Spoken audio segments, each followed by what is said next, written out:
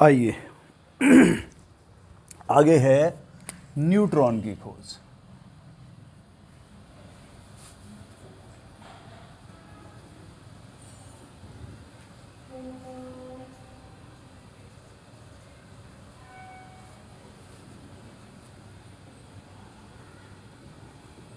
Discovery of neutron.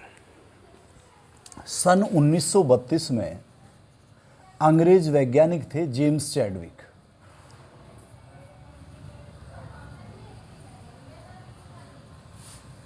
James Chadwick ने beryllium 4-9 beryllium धातु पर एल्फा कणों की बौछार 2 हीलियम 4 जो एनर्जेटिक अल्फा पार्टिकल होते हैं उनकी बौछार करने पर देखा कि ये जो बेरिलियम धातु है ये कार्बन में परिवर्तित हो जाती है। कार्बन 6 बार है और इस प्रक्रिया में एक नया कण उत्पन्न होता है जो आवेश की दृष्टि से विद्युत उदासीन होता है और उदासीन को अंग्रेजी में क्या कहते हैं? न्यूट्रल। तो आवेश की दृष्टि से न्यूट्रल होने के कारण इस नए उत्पन्न कण का नाम जेम्स चैडविक ने न्यूट्रॉन रख दिया था और इसको इस तरीके से N01 से रिप्रेजेंट किया। तो इसका क्या नाम रखा उन्होंने? न्यूट्रॉन।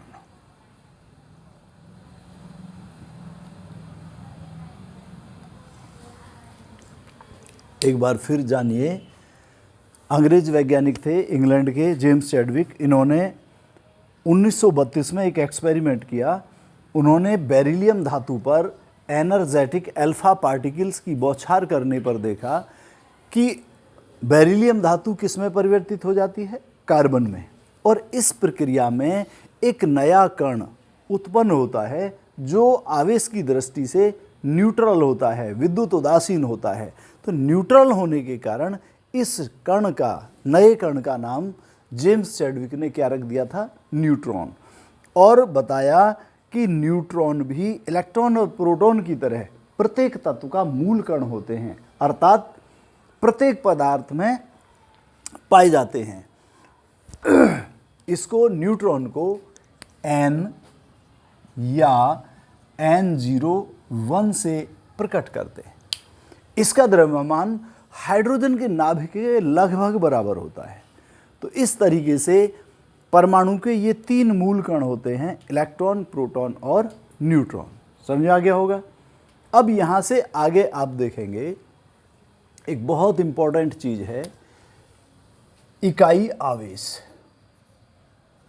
इकाई आवेश या यूनिट चार्ज।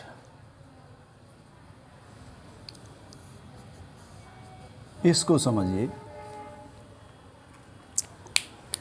प्रत्येक कोई भी आवेशित वस्तु है, प्रत्येक आवेशित वस्तु पर कम से कम जो आवेश पाया जाता है वो या तो 1.6 × 10⁻⁻19 कूलाम्ब आवेश पाया जाता है या इसका एक पूर्ण गुणक पाया जाता है। प्रत्येक वस्तु पर जो आवेशित वस्तु हैं, किसी भी वस्तु पर आवेश की कम से कम जो मात्रा होगी वो कितनी होगी? 1.6 × 10⁻⁻19 कूलाम्ब, या इसका एक सरल गुणक होगा 2 गुना, 4 गुना, 10 गुना, 50 गुना, 1000 गुना, लाख गुना, ऐसे। तो आवेश की इस कम से कम मात्रा को इकाई आवेश या एक इकाई आवेश बोलते हैं। और यदि ये धनात्मक होती है तो उसको एक इकाई धनावेश कहते हैं, और यदि वो ऋणात्मक होता है तो उसको एक इकाई ऋणावेश कहते हैं। समझ आ गया? तो किसी ऐसे समझा सकते हैं, किसी भी आवेशित वस्तु पर या तो कितना कम से कम आवेश होगा? 1.6 × 10⁻⁻19 कूलाम्ब आवेश होगा, या इसका एक पूर्ण गुणक होगा। मीन्स उसका कई गुना हो सकता है, 2 गुना, 4 गुना, 10 गुना, 50 गुना, इस तरीके से। तो आवेश की इस कम से कम, इस न्यूनतम इकाई को क्या कहते हैं? इकाई आवेश या एक इकाई आवेश।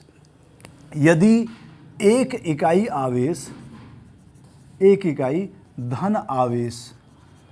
अभी अभी जैसा मैंने बताया था कि यदि ये आवेश धनात्मक होता है तो एक इकाई धन आवेश कहलाता है। एक इकाई धन आवेश का तात्पर्य है धनात्मक में 1.6 इंटू 10⁻⁻19 कूलाम आवेश, और एक इकाई ऋण आवेश का मतलब है ऋणात्मक में 1.6 इंटू 10⁻⁻19 कूलाम आवेश। तो एक इकाई धन आवेश मीन्स इतना धनात्मक में, एक इकाई ऋण आवेश मीन्स इतना ऋणात्मक में। तो आवेश की ये जो न्यूनतम मात्रा है जो किसी भी आवेशित वस्तु पर हो सकती है उसको कहते हैं एक इकाई ऋण आवेश। समझ आ गया होगा? अब आप आगे समझेंगे, नोट कर लो।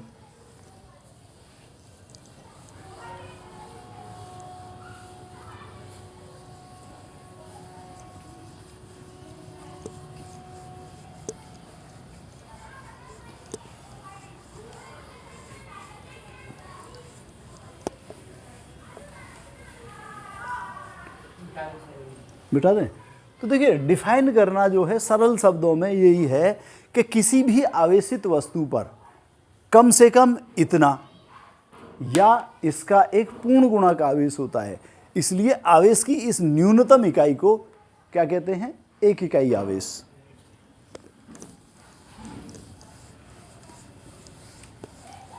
अब आप यहाँ पर बहुत इंपॉर्टेंट चीज़ पढ़ेंगे, इलेक्ट्रॉनिक विन्यास। इलेक्ट्रॉनिक विन्यास।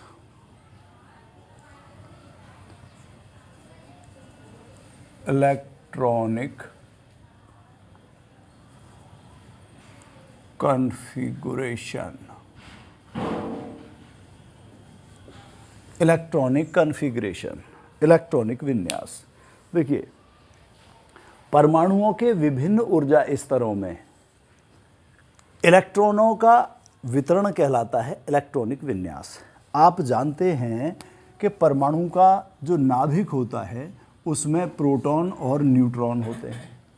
नाभिक के सबसे पहले जो कोष होता है उसको के, उससे आगे वाले को एल, उससे आगे वाले को एम, उससे आगे वाले को एन,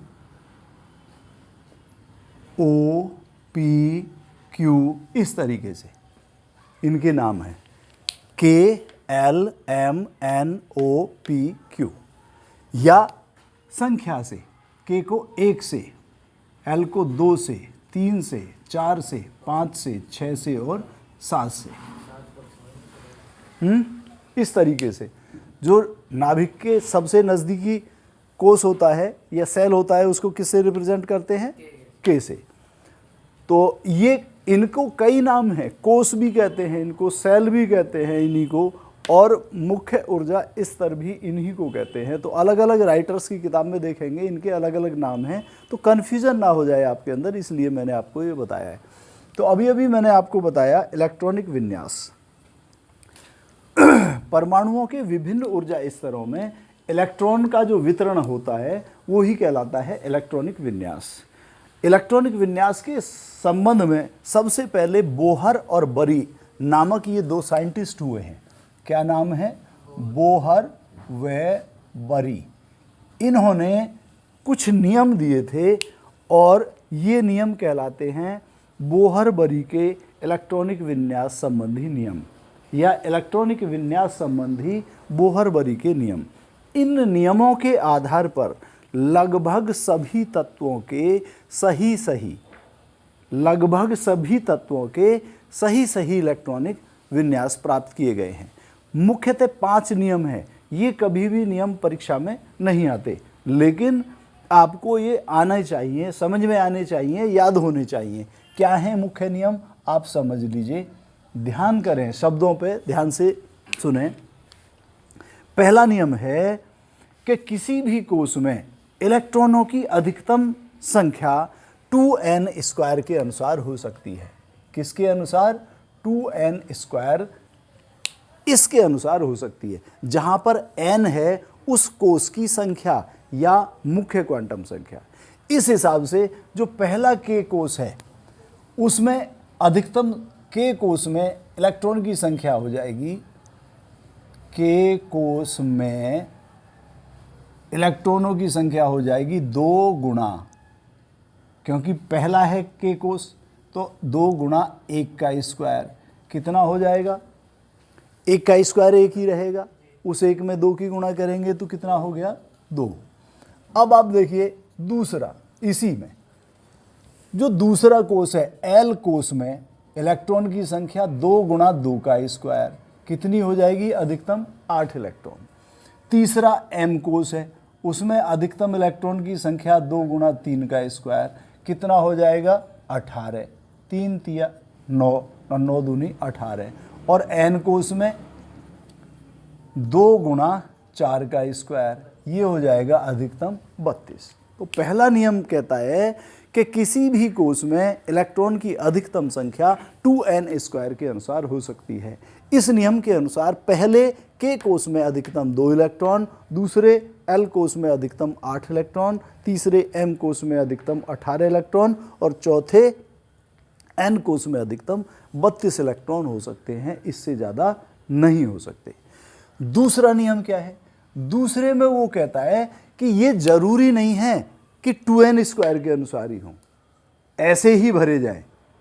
वो कहता है कि जब पहले कोष में, जो के कोष है, जब पहले कोष में 2 इलेक्ट्रॉन पूरे हो जाते हैं तो दूसरा एल कोष भरना शुरू होता है, और जब इस एल कोष में 8 इलेक्ट्रॉन पूरे हो जाते हैं तो तीसरा एम कोष भरना शुरू होता है, और जब तीसरे एम कोष में 8 इलेक्ट्रॉन पूरे होते हैं तो चौथा एन कोष भरना शुरू होता है। अब वो ये नहीं कह रहा कि चौथे एन कोष में कितने आएंगे, केवल क्या बताया है कि जरूरी नहीं है कि ऐसे ही हों।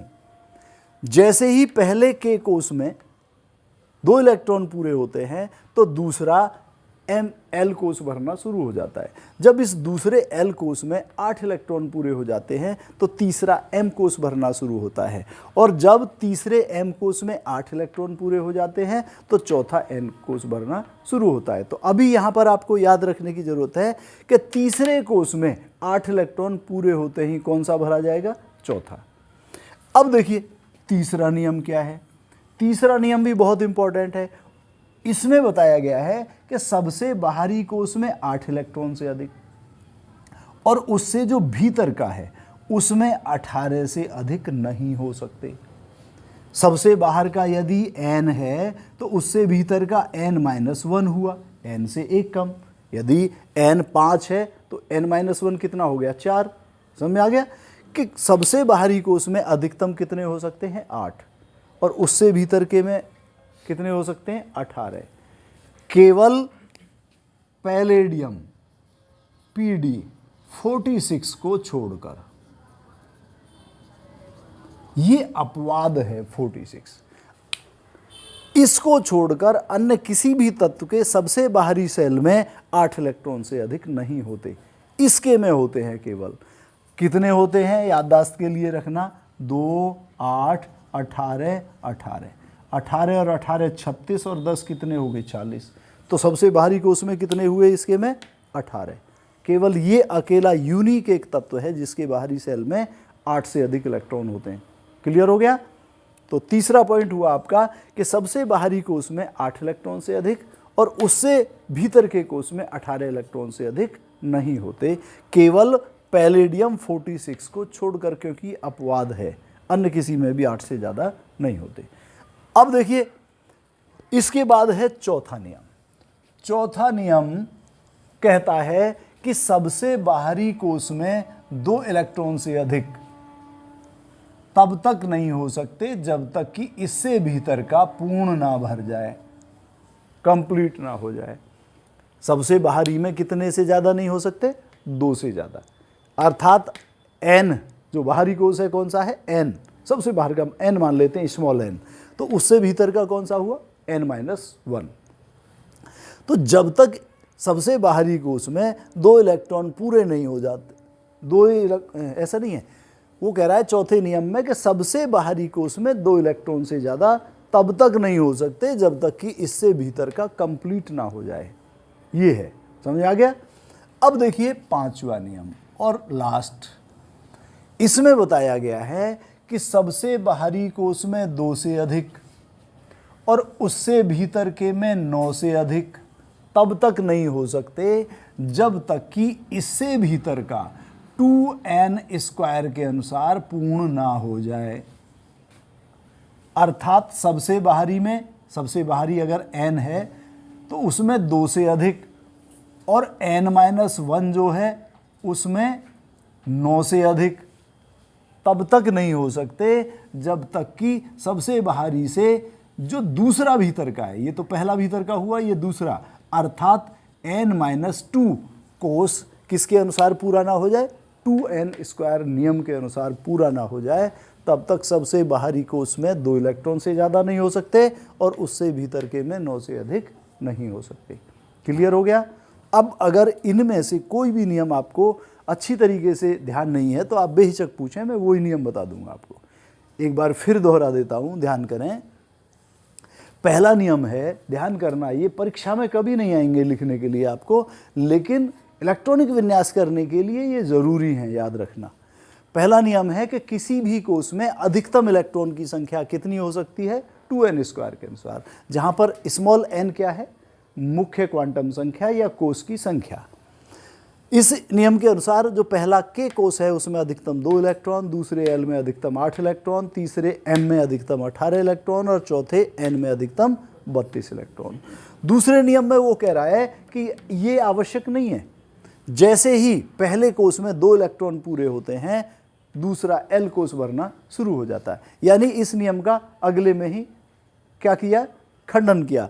जब L में 8 इलेक्ट्रॉन पूरे हो जाते हैं तो तीसरा M कोष भरना शुरू होता है, और जब तीसरे M कोष में 8 इलेक्ट्रॉन पूरे होते हैं तो चौथा N कोष भरना शुरू होता है। ध्यान करना, इसको मैं आगे जो एक ऑफ-बाउ प्रिंसिपल है वहाँ पर एक्सप्लेन करेंगे, क्योंकि इसमें जब 2 उपकोष भर जाते हैं, सब सेल भर जाते हैं, S और P, S में 2 इलेक्ट्रॉन होते हैं और P में मैक्सिमम 6 इलेक्ट्रॉन होते हैं, तो दोनों में मिलकर 8 हो जाते हैं। तो उनको पूर्ण होने के बाद N में चौथे कोष में जाते हैं इलेक्ट्रॉन, जब उसमें इलेक्ट्रॉन चले जाते हैं उसके बाद ये तीसरा कोष भर रहा है आगे 18 तक, आगे याद दिलवाएंगे आपको।